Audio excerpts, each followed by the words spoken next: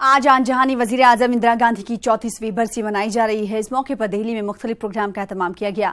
मनमोहन सिंह, सोनिया गांधी और राहुल गांधी ने इंदिरा गांधी को खराज अकीदत पेश किया। इंदिरा गांधी 1966 से लेकर 1977 तक और फिर 1980 से लेकर 1984 में अपनी मौत तक मुल्क की वजीर आजम रही। इंदिरा गांधी को 31 अक्टूबर 1984 को उनके 2 मुहाफिजों ने गोली मारकर हलाक कर दिया था।